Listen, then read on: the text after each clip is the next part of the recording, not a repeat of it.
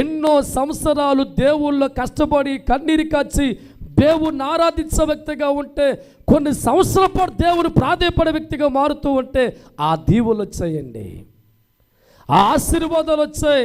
కానీ పోగొట్టుకున్న సమయం ఎందులో పట్టిందంటే నిమిషములో జీవితం మారిపోయింది. దేవుడి స్తోత్రం. ఈరోజు నీ జీవితంలో కూడా ఎన్నో దినములు ఏడ్చని బతుకులో దేవుని వేడుకోవడం ద్వారా, దేవుడికి ప్రార్థించడం ద్వారా పేదవారి జీవితాన్ని గొప్పగా దేవుడు మార్చి ఒక స్థాయి ఇచ్చి హృదయం నెమ్మదిచ్చిన తర్వాత నీ చిన్న చిన్న ఆలోచనలు బట్టి దేవుని బాధ పెట్టి ఒకవేళ కోల్పోయి మళ్ళీ ఏడుతున్నావు. ఆలోచించాయి.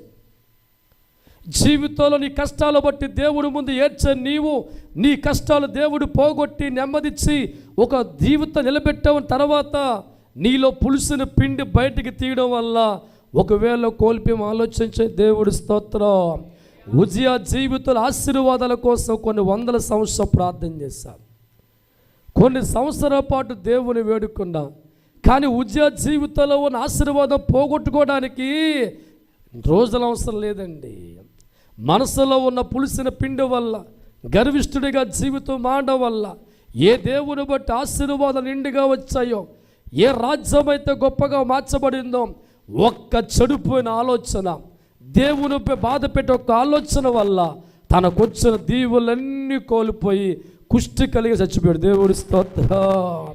అంటే ఈ లోకములో మనం దీవించబడ్డమే కాదు, కానీ దాన్ని కాపాడుకునే గురి మనం కలిగి ఉండాలి. దేవుని బట్టి ఆశీర్వాదించి ఒక వంతైతే దాన్ని కాపాడుకునే ప్రయత్నం చేయాలి. ఒకవేళ కాపాడుకునే ప్రయత్నం చేయాలంటే దేవుడు వాక్యం అంటుంది, నీలో పులిసిన పిండి ఏదైనా ఉందేమో గమనించి దాన్ని ఏం చేయాలంట, తీసి పారవేయాల. దేవుడు స్తోత్రం.